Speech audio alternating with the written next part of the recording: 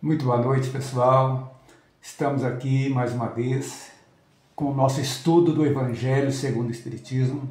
Hoje vamos encerrar o primeiro capítulo, Eu não vim destruir a lei. Vamos estudar hoje os itens de 9 a 11, que são as instruções dos Espíritos, que vão trazer para nós coisas interessantíssimas. Chama-se a Nova Era. Mas antes da gente começar, vamos fazer o seguinte, vamos falar um pouquinho o que significa nova era. O que o Espiritismo fala sobre essa nova era? Inclusive Kardec traz muito bem explicado lá no livro A Gênese. Então, o que é a nova era? A nova era representa nada mais nada menos que um período de transição entre o mundo nosso de provas e expiações para um mundo de regeneração. E alguns pontos dessa nova era a gente pode trazer para vocês para clarear mais o nosso pensamento antes da gente falar das instruções dos Espíritos. Então nós estamos vivendo hoje, já estamos vivenciando a transição planetária, ou seja, a Terra já está passando por um processo evolutivo, deixando de ser um mundo de provas e expiações para se tornar um mundo de regeneração, onde, com certeza, o bem e a moralidade serão superiores ao mal. E nesse período, essa nova era, vai acontecer o quê? Um progresso moral e intelectual. Então será marcada por esse progresso moral e intelectual de toda a humanidade, com todos os indivíduos mais conscientes dos seus deveres e mais inclinados na prática do bem e da caridade. E o desenvolvimento intelectual também será significativo, impulsionado pela ciência e pela compreensão das leis divinas. Interessante. E tudo isso nós temos a base, uma das bases da doutrina espírita que vai se estender a todas as religiões, que é a reencarnação, que vai funcionar como um mecanismo fundamental da evolução, permitindo que a reencarnação permite? Que os espíritos aprendam e evoluam, buscando sempre nas suas múltiplas existências, vão aprendendo, reencarnando, voltando, até atingirem um nível maior de perfeição. Então é a base da evolução que nós estamos trazendo para vocês, da nova era. A reencarnação é fundamental, pois sabemos que Deus não castiga e não perdoa ninguém. Dá a todos a chance de se redimirem, compreenderem e seguirem adiante. E uma das bases disso, que a doutrina traz para nós, é a reforma íntima. O que é essa reforma íntima? Que faz parte do nosso processo evolutivo. É a transformação da sociedade. Toda a sociedade, ela só vai se transformar quando cada indivíduo começa a sua melhora, ou seja, aprimorando as suas virtudes e também combatendo as suas más inclinações, os seus defeitos morais. Então, essa conscientização que nós precisamos do nosso aprimoramento moral, buscando então vencer as nossas imperfeições e também cultivar mais as nossas virtudes. Esse é um processo fundamental nesse momento que estamos vivendo, crucial, quando nós vamos ver que o mundo está turbulento, as pessoas às vezes desesperançadas.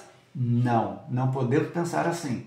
É um momento de ebulição que estamos vivendo, mas é um momento também da interiorização nossa, olhar para dentro de nós para verificarmos de como estamos vivendo, o que é a nossa vida. Estamos nos valorizando, estamos nos aceitando, estamos aprendendo a olhar o próximo com outros olhos, além daquele de apontar o dedo e julgar. Vamos pensar nisso.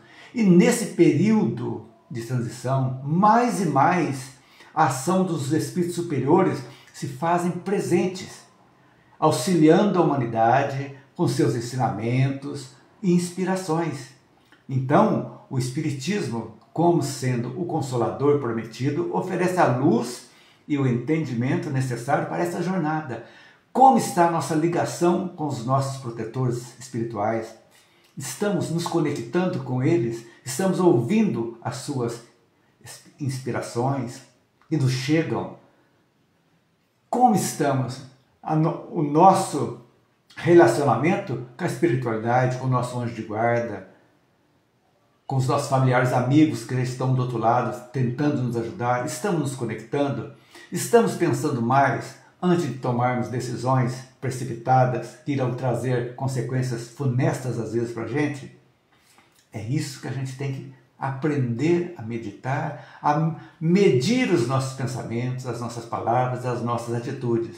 E lembrando bem que essa transição planetária não é um acontecimento catastrófico. Todo mundo fala que o apocalipse, que o mundo vai acabar, que vai destruir tudo. Não, ele não é um evento repentino e destrutivo, mas sim um processo gradual de transformação. Nada mais, nada menos do que a continuidade da obra de Jesus.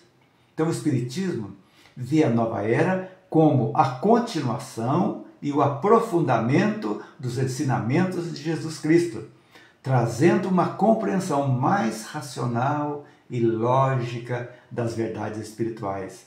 Então, isso que nós vamos estudar aqui hoje, os itens 9 a 11 do Evangelho, a nova era vai trazer para nós vamos ver aqui essas informações, são 3 espíritos que trazem para nós essas informações da nova era. E tudo isso que nós já falamos, e agora eles estão dando uma continuidade para traçando um processo evolutivo sequencial que estamos vivendo desde Moisés até a chegada da doutrina espírita e agora avançando no 3º milênio para realmente a consumação dessa mudança gradual de um mundo de provas e expiações para um mundo de regeneração. Então, os espíritos, nós temos um espírito israelita, temos Fénelon e temos Erasto, que foi um discípulo de São Paulo, também trazendo algumas coisas, considerações para a gente compreender e avaliar o que já passou, como nós estamos ainda agora no limiar realmente da nova era. Já vivenciamos, nós como espíritos, já vivemos lá atrás muitas e muitas encarnações, desde os tempos, muito tempo atrás, e fomos devagarzinho, fomos avançando até chegarmos aqui agora.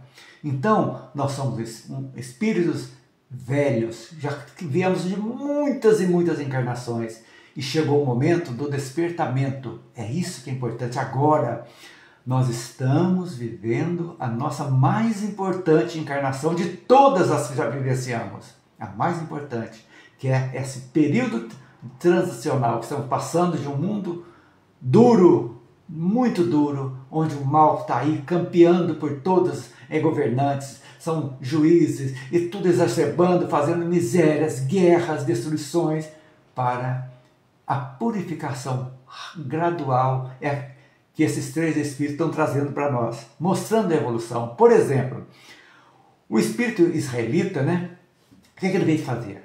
Mostrar para nós a importância da crença do Deus único, que começou com Moisés, que serviu também para os povos pagãos. Por que Moisés? Porque os judeus ficaram 400 anos como escravos do Egito e se perderam toda a conexão com o Deus único, que é aquilo que realmente estava no coração deles.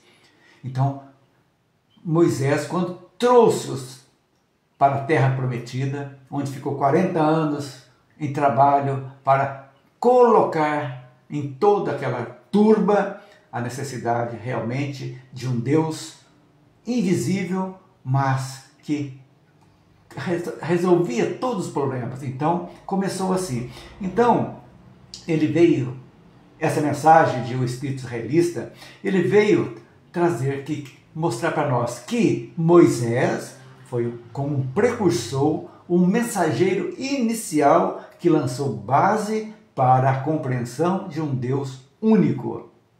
Então a abrangência da sua missão não foi só para o povo hebreu, não. Ele que começou a universalidade do plano divino como na instrução da humanidade. E reforça a ideia daquela revelação divina progressiva e interconectada. Olha aqui essa frase, progressiva e interconectada. Chegou o momento. Então a transição, podemos dizer mesmo, marchando para frente, nesses 3.000 anos para cá mais ou menos, começou de fato. Mas a gente entende assim, nossa, mas quanto tempo 3.000 anos? Gente, o tempo da Terra pode ser longo, mas na eternidade, perante a eternidade, o que são 3.000, 3.500 anos? Não são nada. Então foi a necessidade, uma que nós todos, como adentramos o reino nominal, como espírito simples e ignorante, através das existências, nós fomos reencarnando, aprendendo, errando, redimindo, acertando e fomos devagarzinho evoluindo. Então está dizendo aqui. Então a lei de Moisés foi necessária, é vista como os 10 mandamentos, todas as leis mosaicas, como um estágio necessário que é desenvolvido e foi aperfeiçoado pela lei do amor e caridade que o Cristo nos trouxe. Veja bem, começou com a dureza, puxando a lei do olho por olho, dente por dente, passou para a lei do amor e da caridade, por Jesus. E aí, depois de Jesus, veio o Consolador prometido, que é o Espiritismo, que é apresentado como a terceira etapa da revelação progressiva da vontade divina para a humanidade. Então, gente, o Espiritismo o que é? É a chave da vida futura. Refere-se ao conhecimento da imortalidade da alma. Olha como essa coisa já deu. Para a gente compreender toda a beleza de Deus, a sua justiça, a sua onipotência, a sua fantástica que deu. Imortalidade da alma, reencarnação, lei de causa e efeito, entre outros princípios espíritas que oferecem uma compreensão mais profunda da existência, onde nosso livre-arbítrio começou a ser realmente compreendido. Quando nós começamos a entender que tudo aquilo que nós fazemos, seja por pensamento, por palavras, por atitudes, são livres, nós podemos fazer o que quiser, mas todas essas ações e pensamentos vão ter consequências. Quando nós já estamos entendendo isso, que tudo na vida tem consequências, tudo que fazemos, nós automaticamente começamos a olhar para dentro de nós e compreender. Nada é imposto, o Espiritismo não impõe nada, apenas expõe, nos mostra a necessidade que nós temos de evoluir, de melhorarmos. É aí que está. Então, esse Espírito israelita traz esse estágio de Moisés, da importância do início, mostrando que Jesus chegou, já deu um toque de amor e caridade na humanidade e complementada pelo Espiritismo, que veio provar a imortalidade da alma, como dissemos há pouco, né? Mostrando que a reencarnação faz parte. São 3 leis básicas que nós podemos ter nos mundos de primitivos, expiação e provas e regeneração. São 3 leis que todos, independente de crença, de religião, de raça, nada, são 3 leis que nos regem. É livre-arbítrio, que é a liberdade de escolha, que esse livre-arbítrio vai gerar a responsabilidade que é gerida pela lei de causa e efeito. Somos responsáveis por todos os nossos atos e temos a reencarnação.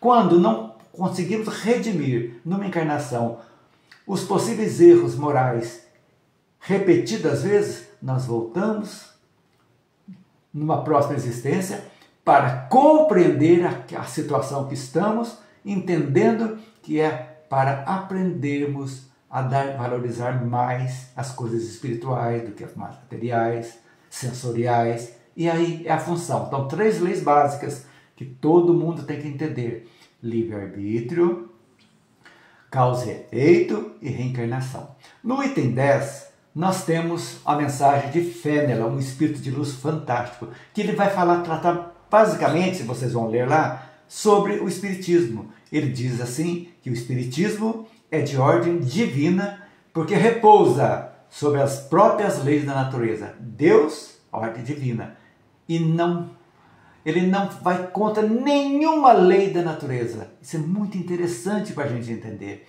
E é fundamental para a compreensão da natureza do Espiritismo.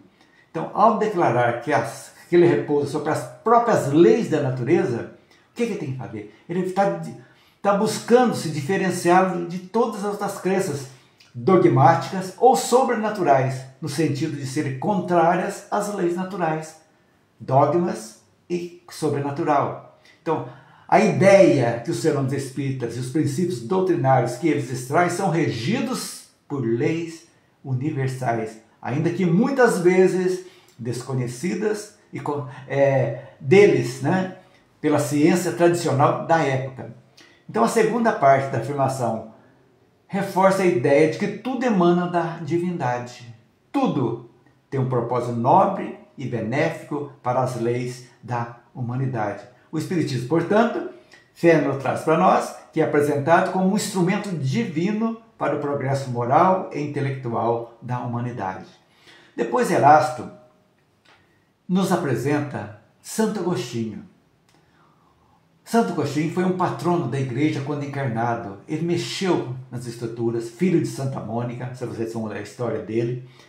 Ele traz para a gente essa vantagem que ele já antes do seu desencarne, ele já previa a nova era, já dizendo que a sua mãe, que ele iria encontrar com a mãe dele, que ela ia receber, ia falar com ela em espírito. Então, isso aí, a hora que ele fechou os olhos na terra e abriu no mundo espiritual, imediatamente ele já começou a trazer aquelas ideias boas, trazendo informações fantásticas. Nós temos informações fantásticas, inclusive no livro dos Espíritos, tem várias mensagens dele, no Evangelho, muitas mensagens. Em todas as obras da codificação, nós temos mensagem de Santo Agostinho. Muito interessante isso aí para a gente entender. E ele mesmo, Erasto, trazendo essa mensagem, ele enfatiza que o Espiritismo não destrói a lei mosaica nem o Evangelho, mas explica e os complementa, esclarecendo pontos obscuros e reunindo num só corpo doutrinas esparsas. É isso que é interessante. Então, Santo Agostinho, como disse há pouco, foi um importante filósofo, teólogo cristão, e ele contribui muito nesse item aqui, trazendo informações fantásticas para nós, clareando bastante. Então, sua participação na doutrina espírita, como espírito, um dos espíritos que construíram a doutrina espírita, ele representa uma figura respeitada dentro do cristianismo e que reforça a ideia de que o espiritismo não contradiz os ensinamentos de Jesus, mas os esclarece e os aprofunda. Então, o que nós podemos dizer tudo aquilo que Santo Agostinho, através das suas mensagens, trouxe para abrilhantar mais a compreensão da doutrina espírita? Ele diz sempre que estabelece uma linha de continuidade da revelação divina, que falamos há pouco. Começou com Moisés, Jesus e Espiritismo. São apresentados, então, como etapas progressivas de um mesmo plano divino para a educação da humanidade. Então, você pegando todas as três mensagens, nós vamos ver que ele estabelece isso, uma continuidade. Interessantíssimo. A sequência. Então, agora nós estamos na etapa final. Depende agora exclusivamente de cada um de nós. E todos eles, os três espíritos, definem o papel do espiritismo como uma ciência com implicações morais e espirituais. Não é apenas um sistema de crenças, mas uma doutrina que busca explicar a realidade através da observação e da razão, oferecendo o entendimento mais completo da vida e do nosso destino. Veja bem, a doutrina mosaica, Moisés, foi calcada num homem, Moisés. Jesus, o cristianismo, em Jesus. A doutrina espírita não está personificada em nenhum ser humano. Kardec apenas codificou, ela foi ditada por muitos e muitos espíritos, através de muitos e muitos médiuns, que foram catalogados, estudados, observados, catalogados e codificados. É o que Kardec fez. Somos espíritas cristãos, pensando bem nisso aí. E eles, lógico, o que eles trazem para nós? Mais importante, afirmam a origem divina do Espiritismo e seu propósito elevado. Ele é visto como uma ferramenta essencial da nova era, que vai mostrar para nós a importância do progresso moral e espiritual que a humanidade está destinada a alcançar. E aí, gente, volta a falar. Todos eles aqui trazem para nós a mensagem da necessidade do desenvolvimento da nossa moral. A ênfase mesmo é colocada nessa ideia de nós aprimorar as nossas ideias morais, que devem progredir, assim como as ideias de liberdade. Esse desenvolvimento, contudo, não ocorrerá sem desafios e discussões necessários para despertar a atenção das massas. É isso, essa turbulência que estamos vivendo agora, onde parece que a descrença está disseminada, as pessoas se suicidando, as pessoas adorando bonecos como se fossem filhos. Isso aí é aquela ebulição que está chegando para as pessoas se voltarem. Essas pessoas que estão usando isso aí são pessoas que estão com o íntimo, com seu vazio interior, estão necessitadas de abraço, de carinho, para que elas possam voltar, olhar para dentro delas, seguir adiante, com otimismo, sempre lembrando que a nossa vida é ciclos, e entender que quando encerra um ciclo, outro está começando, não podemos desanimar nenhuma, mas nada. Então esse período de abalo das nossas bases é uma revolução moral, muito mais moral do que material, porque as pessoas estão sentindo a necessidade do espiritual, estão vendo que só o material não vai satisfazer as suas necessidades. É isso, é esse momento que a doutrina traz, aquele abraço amigo, a mão estendida mostrando, independente que você tenha qualquer crença, não interessa. O Evangelho segundo o Espiritismo é para todas as crenças e religiões, porque é simplesmente a parte moral dos ensinos de Jesus tirados do Novo Testamento. É isso que ele está dizendo. Olhem, coloque, independente da sua religião, coloque o amor e a caridade como base das suas vidas. Isso é muito importante todos colocarem, fazer isso aí. Então essa importância na crença do amor são elementos que facilitam o progresso da transformação, trazendo sempre alegria e bem-estar. Vamos pensar, gente, da nossa missão individual. Veja bem, cada um de nós tem uma missão. A missão minha, aliada a todos, quando eu estou irradiando bem, a minha psicosfera continua de luz, porque eu estou conectado com os meus espíritos. E de alguma forma eu passo a influenciar aqueles que estão ao meu lado, pelos meus exemplos, tem a minha vibração positiva, e assim, lá devagarzinho, as coisas vão se estendendo dentro do lar, dentro do ambiente de trabalho, na sociedade. E assim a gente vai devagarzinho nos transformando. E o que é a nova era? É a transformação de cada um de nós, agregada a toda a humanidade, formando um novo mundo. É isso que é interessante. É uma cruzada, mas não é uma nova cruzada material, de conquista material. Não, ainda mais. É uma guerra sim, mas uma guerra de paz universal. E quem faz a paz? Nós. Eu não posso pregar a paz se eu estou em desarmonia, se eu não estou em paz comigo mesmo. Pensem nisso. Eu só vou fazer a paz, não é gritando na rua, obrigando as pessoas a dar paz. Não, é eu fornecendo a minha paz. O que Jesus disse? A minha paz eu vos deixo, a minha paz eu vos dou. Isso, vamos colocar a paz do Cristo dentro de nós, para que nós possamos, devagarzinho, influenciando, recebendo essa luz e sendo repetidores dessa luz para o nosso entorno. É isso que é o importante. Por quê, gente? Porque a lei do progresso é inexorável, faz parte da lei divina. Tudo evolui, tudo. E nós podemos considerar o Espiritismo como a alavanca utilizada por Deus para impulsionar a humanidade nesse avanço. É o que os nossos Espíritos trazem para nós aqui. E as pessoas falam assim, Jesus vai voltar, retorno do Mestre. Não, gente. O Espiritismo nos mostra que Jesus já veio, deixou o seu Consolador aqui e trouxe para nós. Mas nós precisamos retornar ao Mestre, ou seja, para nós cristãos, um chamado, o que é retornar ao Mestre? É retornar aos seus ensinamentos de Jesus, mostrando, sim, o coração, também o amor à ciência, o amor a tudo e a caridade. Então, o nosso lema é: vamos retornar todos ao Mestre para que possamos fazer essa transição da melhor forma possível para um mundo melhor.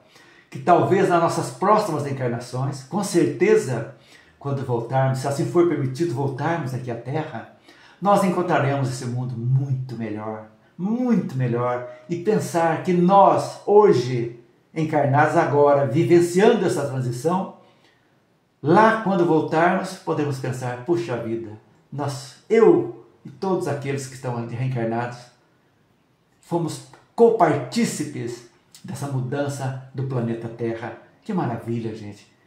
Essa coisa bonita, esse otimismo, não é um otimismo utópico, não, é real. Basta que nós compreendamos a nossa missão de cada um aqui. Não estamos aqui para passear e gozar a vida, não. Estamos aqui para evoluir, para dominar as nossas más inclinações e nos aproximarmos mais dos ensinamentos de Cristo. Então, gente, terminando essas instruções dos Espíritos que nós trouxemos aqui hoje, encerrando o primeiro capítulo do Evangelho, estamos chamando a humanidade para reconhecer esse momento de transição e de transformação moral e espiritual, com o Espiritismo oferecendo luz e guia para essa nova etapa da evolução humana. Olha que legal! Ou seja, são chamado a humanidade para reconhecer o momento de transição e transformação moral e espiritual, com o Espiritismo oferecendo luz e guia para essa nova etapa da evolução do humano. Pensem nisso com carinho, meditem, analisem a sua vida.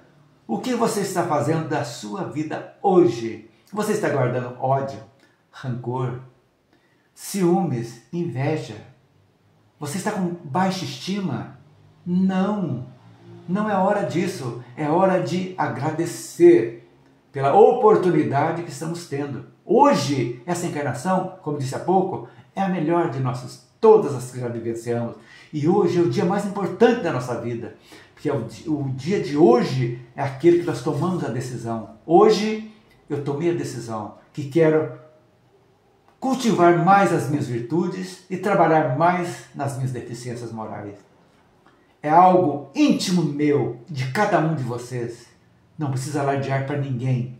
Coloquem como um ponto de início de partida. Estipulem uma meta que vai chegar ao objetivo final. É devagar, um passo de cada vez, mas que esse passo pode ser lento, mas que ele não possa retornar. Uma vez tomada a decisão, vamos em frente. Essa mensagem eu trago para vocês hoje. Analisem, são apenas 30 minutinhos que conversamos todas as semanas, sempre às segundas-feiras, às 19h30. Lembrando que vocês podem consultar o meu canal lá no YouTube, Clayton Brito, onde estão esses estudos do Evangelho, com outros estudos que já fizemos, e também muitas palestras que eu fiz estão lá gravadas. Entrem lá, cliquem lá, analisem, se inscrevam lá. Veja bem, se inscrever ajuda a divulgação.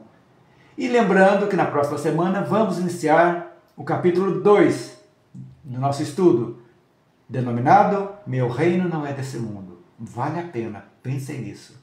Meus queridos, um grande abraço, fiquem com Deus, tenham muita luz, não desanimem um instante, não desanimem. Caiu, levante, siga em frente, agradeça, compreenda. Olha, não peça tanto, agradeça o que tem, valorize o que tem. Quantos ao nosso lado queriam estar no nosso lugar? Pensem nisso. E nós não estamos valorizando o lugar que estamos, não estamos valorizando o que somos, o que temos. Enxergamos, falamos, temos discernimento, temos alimento. Vejam bem, quanta coisa nós podemos agradecer. Agradeçam, agradeçam e agradeçam. A todos vocês, aquele abraço apertado e fraterno, com muita luz e muita paz. Que assim seja, um grande abraço.